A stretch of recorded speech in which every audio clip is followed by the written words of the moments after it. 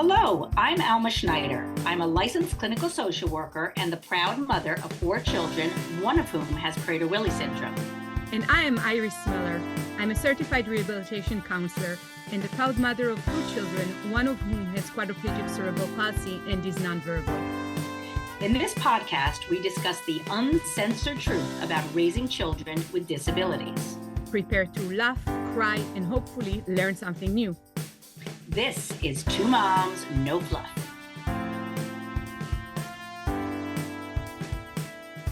Hello, everyone, and welcome to 2 Moms, No Fluff, the place where we discuss the uncensored truth of raising children with disabilities. I'm Alma Schneider, and I'm here with my lovely friend and partner, Iris Miller, and she's going to let us know what we are going to be talking about today. Hello, Alma, and hello to all of our listeners. Alma, I'm very excited to talk about the topic of the day. But before I do that, I have to ask you about your shirt with your interesting pattern for those who cannot see it. Alma has a green shirt with, I can't even see what's on it, but a very unusual shirt. I'm showing it to you. Of course, I got it, guess, at a thrift shop. And it's nice. It has like an interesting detail on it with holes in the arms so that for the premenopausal and menopausal women who are flashing to the oldies, hot flashing, it gives you a lot of air. So yes, I'm wearing it today because it's very nice out today. And finally, we have a little bit of warm weather. So yes, thank you for commenting. And I see that you, Iris, are not wearing your typical uniform today. You are wearing something other than blue. Yeah, something other than dark blue and a turtleneck because I'm absolutely freezing in my Michigan basement where I record all of those episodes. So in order to survive the temperatures here, I overloaded with the layers, and this is a wool turtleneck that would save me. And it is burgundy, not dark blue. I'm sorry. I think it's the first of 60 episodes in which I'm not wearing dark blue. Well, it looks great on you, so keep it on. Apologies to all the dark blue fans in the audience. So our episode today is about something that happened to me a few times. I am assuming that other parents have gone through this too. Today, we are going to talk about breaking points in parenting, and more specifically in parenting kids with disabilities. Mm-hmm. This is a very painful topic for all of us, but yes, we too reach our edge or our limit of human capability. And we'll talk about that a little bit today. Alma, do you want to start or do you want me to go first? Why don't you go first since you're already on a roll. So something that I wasn't prepared for in my parenting journey. And we spoke a bit about this in the past, that basically my daughter was kind of like lingering between life and death, when she was born. And during that time, I had also a few hours that I didn't even know what was her destiny, if she's still with us or left us forever. And I made a lot of kind of vows for myself and for her during that time. And I really wanted to just give her the world. And in my parenting journey at the early years, it was all kind of, I existed only to make her needs and make her wants recognized and to serve to the best that I could. But even with the best of intentions, I guess a person cannot exist without sleep. Mm-hmm. And the thing that kind of broke me as a mother and brought me to kind of my knees, and to also the understanding that I cannot do it all on my own, given I have a husband who's a full partner in this journey, but still it's just he works full time, and the majority of the day responsibilities were on me. And also because I was nursing for many years, the majority of the nights were on me, both with my daughter and then later on with my son. So what was the main challenge was to stay sane during the days after I haven't slept for night, and sometimes night after night after night, and also to be the compassionate, helpful, useful mother that I wanted to be at night. And my first breaking points happened always in the middle of the night when I was extremely sleep deprived. And there wasn't another kind of adult to kind of mitigate the situation and help me when I felt that I'm falling apart. And that was a really, really painful realization that I can't do it by myself anymore, and we need more help. Yeah.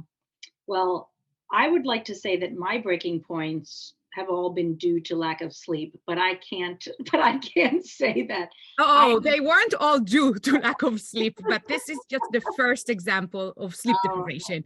I have many more examples. Alma, come on, it's me. I break up like many, many times, or break down. I don't know how all you say right, it. good. Okay, so you are human. You're not the robot. Definitely. That was just the first example, people.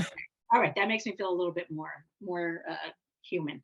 Um, so yes, I have had many breaking points, and there is a common thread with all of my breaking points, um, or most of them, and that is kind of being on automatic and not taking a moment to pause to think about taking care of myself and to ask for help. So it's similar to what you're saying that you needed help. You know, you needed to get some sleep, and you needed somebody to be helping you so that you could sleep.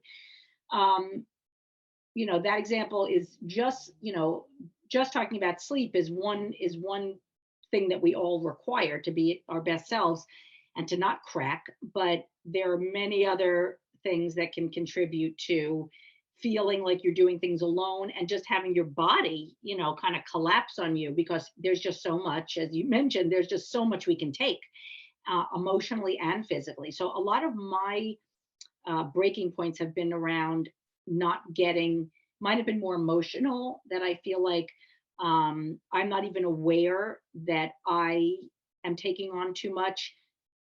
And then I get so overwhelmed, and then I lash out at my kids or my husband, that they're not helping me, or I have displaced anger about one kid's room being dirty. I used to get very upset with my kids when I would just walk in their room at night and their room was a complete mess, and I would start screaming at them. And I feel terrible in my older age looking back, because so much of that was displaced anger and upset about the other things that I felt I wasn't being helped with, but it wasn't even conscious. So all to say, it's very, very important, as we've talked about before, to have communication with the people in our homes to make sure that, and not just our homes, but outside of the home as well, people who can help us and support us, to let them know on an ongoing basis, not just when there's a crisis, that we need help every day. Again, it's a marathon, it's not a sprint. And we need to make sure that every day we are checking in with ourselves and having things planned in our calendar to make sure that we are not running around the entire day, that there's a way for somebody to help us and to step in and to just do to the best of our abilities to make that happen, not just be aware of it, but to take steps to make it happen, so we don't even get to the breaking point. Right. Alma, you know, the self-care piece is so important because it brings me back to my point about the sleep deprivation. Having a decent amount of hours of sleep at night should not be a luxury. That should be the bare minimum of self-care. Mm-hmm. And I want to say that I hope that this might be a wake-up call for all of the already awake parents that don't get to sleep at night, that Mm-hmm. not only like to advocate for themselves to get more help, whether it's through the government or an insurance company or any friends or family that is able and willing to help, but to know to prioritize. For example, when you do get an aid, don't think first about your child with a disability and their needs. Think first about yourself. When would be the best time for you to catch up on sleep? And schedule the time around your needs first, because it's like the analogy with the airplane. If you don't put the like air mask kind of on yourself first, you won't be able to help your child to the degree that you want. So I think that we need to change the paradigm almost and think of ourselves as the caregivers first. I Mhm. always say it's sad that they offer PT for the children with disabilities, but not for the parents that need to carry and bend and lift all day long. Yeah. Because what happens when that parent can no longer do that for their child? So I hope that the shift in the caregiving model is going to slowly come as a grassroots movement from the parents demanding more for themselves so they can better function for their kids. I And didn't you tell me that when you lived in California, that part of your insurance covered massages for you? Canada, that was in Canada. Alberta, Canada. Alberta, Canada, that was such a privilege. And to all of our Canadian listeners, you have to remind me how exactly it works. But we got a massage in a spa or I guess, Yeah. physical therapy office, wherever we chose, and it was part of our healthcare program. It was amazing and so, so needed. I wish there was something similar here in the US. Um, I just want to say my other kind of breaking point, I guess, catharsis would be appointments and meetings with professionals, medical professionals, PTs, OTs, physicians. They would just somehow bring the worst out of a situation. And I think we recorded a full episode about this in dealing with medical professionals. Please Mhm. listen to that episode because we kind of detail how this can be improved.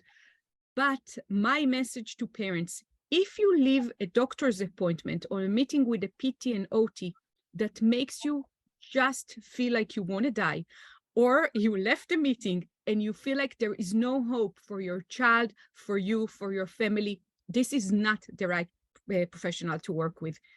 Your child is going to be okay no matter the circumstances. You are going to be okay no matter the circumstances.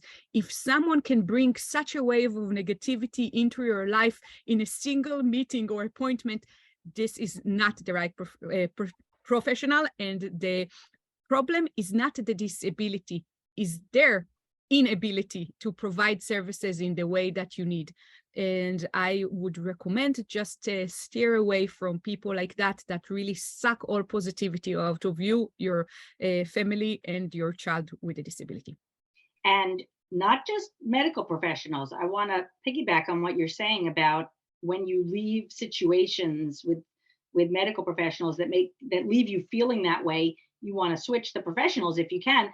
That goes for friends too, people in your Mm. community, because there are a lot of people who may provide uh, some kind of support for you, and or they might be an old friend, or they might be a new friend who's able to connect with you for some other reason. But when you're leaving interactions with people in your life um, that leave you feeling just uncomfortable, unhappy, dirty. People have explained they feel dirty when they leave certain people because of things that they say, or it's also very much of a gut reaction. Pay attention to that, because that can be another way for us to, we will get to a breaking point if we don't address it either with them or with ourselves and say, you know what, this person just brings out the worst in me. I don't want to deal with this person. And nobody's holding a gun to your head to hang out with people. We might feel like, oh, it'll be impolite if I don't associate with this person or if I don't get back to them. It's really important that we prioritize our social interactions, who we're interacting with when we don't have much time and we don't have as much or as many internal resources emotionally, because we have difficult situations all the time. So we really have limited amounts of our well inside. So if there are people that are not, like, we just want to make sure that every interaction we have is going to be as positive as possible. Life is short and we don't have much time. That's why, again, we say no fluff. We try to live our lives with no fluff, because we really, unless we want the fluff, but it's really important to really look at how the people that we spend our day with, because um, it's not worth it to be polite or to, there's always a way to get out of a social interaction if it's not working for you. So I just really, I feel that that's important. Um, I also just want to say, for me, emotional breaking points have also been around programs that failed us, failed my son, that we thought were going to work out, that kind of came out of the blue, where they weren't, we didn't feel that they were being creative enough in working with our son, and there was a lot of judgment on our son and on us. It was never directed at us, but it's sort of a veiled judgment, when they're talking about how our child can't be doing this in school or can't be doing this in this program. When we're very open about what our kids' needs are, and they're not able to be dealt with in a way that keeps our child included, for me, that's been a breaking point, because it feels very painful. I think that that's the underlying sentiment is pain. It's hurtful, but I have acted out in anger when I feel hurt, and it's kind of like it feels like the world is against you, and you're alone, you're backed up against a wall. And a lot of a lot of emotional breakdowns, I think, have to do with feeling abandoned or feeling isolated. And if we can kind of get in touch with that, there might be fewer breaking points Yeah. all over our lives. Alma, I'll piggyback on your point again. And while there is a serious barrier also for our family with attitudes and how people kind of react to the disability, one of the things that really kind of brings me down big time is the lack of physical accessibility. Mm-hmm. And that being said, I think that my experience in the world, right, having a child who's using a wheelchair, it highlighted a situation that not many of us are familiar anymore with, and that is to be denied entry to places. Mm-hmm. Mm-hmm. And until you're in that situation when your child wants to go into that toy store, and she really wants that toy store, and there's a step and she's in a power wheelchair, and there's no way on earth you can lift a 500 pounds wheelchair to help her in, it's just hard to explain how humiliating and devastating the feeling is. This is like discrimination at its best. Mm-hmm. And if you care about people with disabilities, I really ask you, never rent a place that is not wheelchair accessible for any of your events, for any of your businesses. Do not support businesses that are not accessible. And always choose venues that have full accessibility, because by doing so, you are creating a trend in terms of your consumerism that would make this phenomenon of having places of business that are privately owned, and it's okay, that are not accessible, because it is not okay. And someone is crying at night because of your ice cream shop if you don't have a ramp to go in. So that's what I think is another point or place in which the world keeps on hitting us, unintentionally many times, but that's the end result, that you're just, it's almost like a place that is not accessible. For me, it feels as if they printed a big sign that says no entry to wheelchair users to our place of business. Yeah. And if you would have seen a sign like that hanging loud and clear on the window front of a restaurant or the window front of a store, would you support them? So I ask you, look at the little sign, see if there's a step, is there a doorway that is too narrow, are the shelves or the restaurant tables too crowded that a person with a wheelchair cannot come in? Do they have a wheelchair accessible restroom? And if they don't have any of those features, raise your voice for us and ask why it is not so. Ask them to change it, to improve it. And next time, visit a different business. Don't continue to support inaccessible businesses. That's an excellent point. And that's a great way to be an ally and to, be an activist. So thank you for sharing that. Yeah. And I think it's a great analogy. If there was a sign on the door saying no Jews allowed, no Black people allowed, no Asian people allowed. I think most people would have an issue with that, and it's no different with no people with a wheelchair allowed. Oh boy. Oh, this is like, it's hard sometimes. It's not hard all the time. It's not hard all the time, but I think that a general thread throughout this episode is just feeling, when we feel pushed against the wall, where there's just too much. That we're dealing with too much, and all the different ways in which we can lighten our load by other people, by ourselves. That's really the key to not having the breaking points. And I don't know if I mentioned it in the podcast before, but I have started, putting something in every day in my calendar. The main thing is something that I do for myself, so that I make sure that I am ahead of the game, um, making sure that I am taking care of myself emotionally or physically every day, so that I don't get to that point where it's building and building and building and I'm not even aware of it. And then, the shit hits the fan.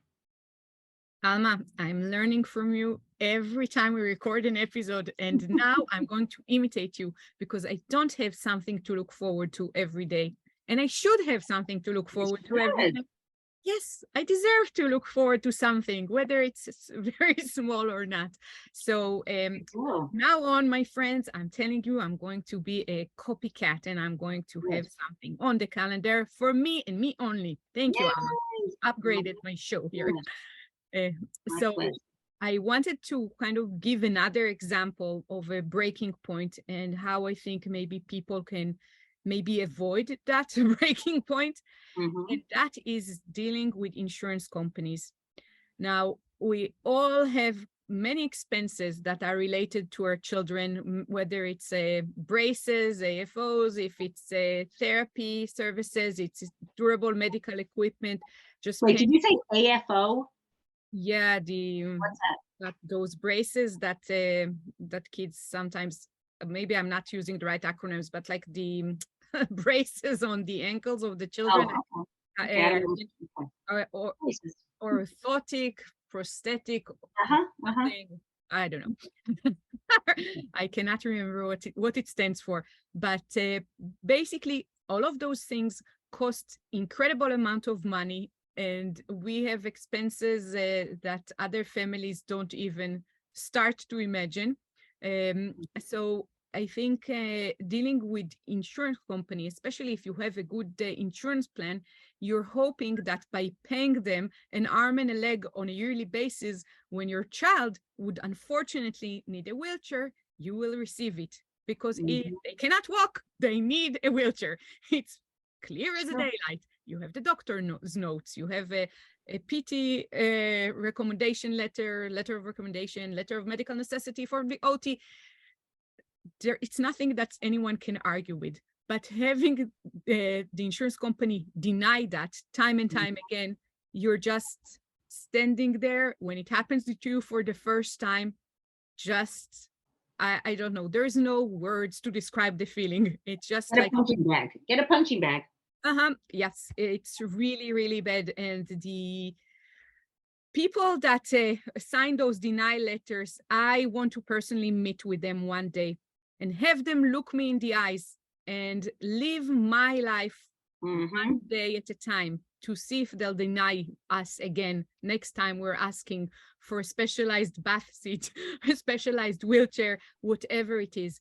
So my thing about dealing with insurance companies is that, first of all, if you're a professional and you have a family who's asking for a piece of equipment or some kind of service for their child, please listen. And unless it's absolutely out of nowhere, approve those requests, write those letters of medical necessity on behalf of the family, because the parents really knows best what the child might benefit from and what can work for their family. And then the other part is that for all parents out there that have not yet dealt with insurance companies and their practices, just know that everything you ask they would first say no, and they Mhm. continue to say no. And this is like playing a game in which you are going to sharpen your advocacy skill for your kid. And if you just plan ahead of the game that you'll be denied, and these are the ABC steps that you are going to do after the first denial, the second denial, etc. Mhm. I think you'll be a little bit more emotionally prepared, because it's such a kind of a process to Mhm. come to the realization that your child would need a wheelchair, and to choose a wheelchair and go through all the assessments and come to terms with the fact that this is going to be your family future, and then to be denied when you actually need to make the purchase because by now you can't carry your child anymore because they're too big.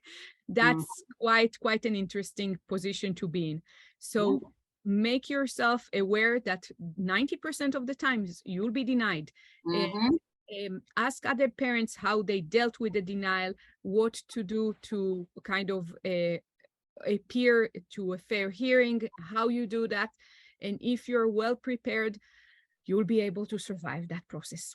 You will. And you're reminding me of something. I'm going to keep talking, but I'm going to get out of the frame for 1 second because because you are reminding me of something that I keep in my room for inspiration.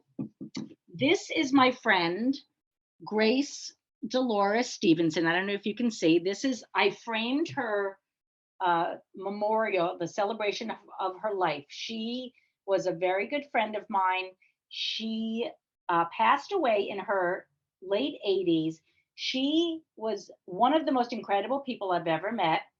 And I'm talking about her because she told me a story. And I think this is a great note to end on, unless you have anything you want to add at the end, Iris. But this lovely woman who was a good friend of mine, and her grandson had a disability, and she used to come to our Friday group for parents of kids with disabilities and caregivers.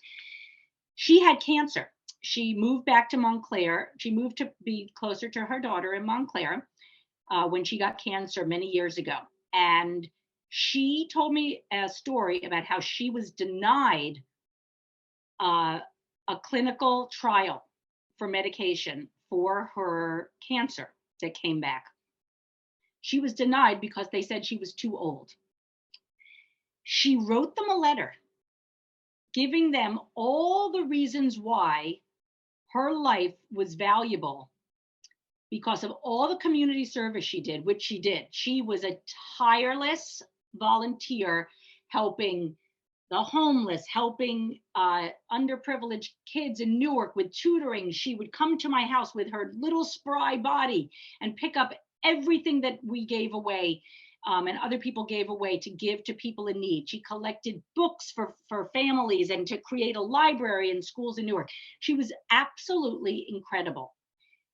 And she wrote them a letter saying, I deserve to be in this clinical trial, even though I'm past 80, because of the value that I bring to the world. And guess what? The doctor accepted her into the clinical trial, and he put her letter that she wrote on the wall of his office. And I think that that's a great note to end on about being persistent, trying to take those limes and turn them into lemons and turn them into lemonade. And that doctor is now probably going to say yes a lot more when there's someone who's a little bit older. He's going to think twice about doing it. And all of these things, we're kind of all over the place with our examples, but there are these common threads of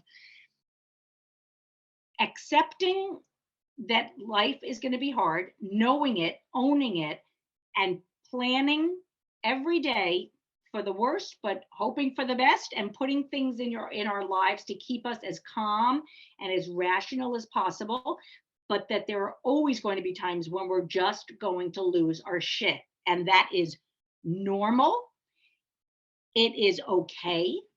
We need to cut ourselves some slack, and we need to take those examples and use them to just keep going forward and strengthen yourself with your community. That's all I have to say. Alma, thank you as always. Thank I you. want to thank all of our listeners. If you want to write us comments, you can write to us at info@twomomsnofluff.com. We'll always appreciate your feedback and ideas for other episodes. Thank you again for listening, and we'll see you next time. Yes, and don't forget to give us a 5-star rating because those help our podcast reach more people. Please, if you're a listener, we don't ask for money, we don't ask for anything. We just want to share what we have to say with as many people as possible. And when you put a review and or a 5-star rating, it really helps to get the podcast out there for people who really need it. So thank you. For more information, please go to www.twomomsnofluff.com. Thank you. If you like this podcast, please subscribe and give it a 5-star rating so more people can hear it. Thank you.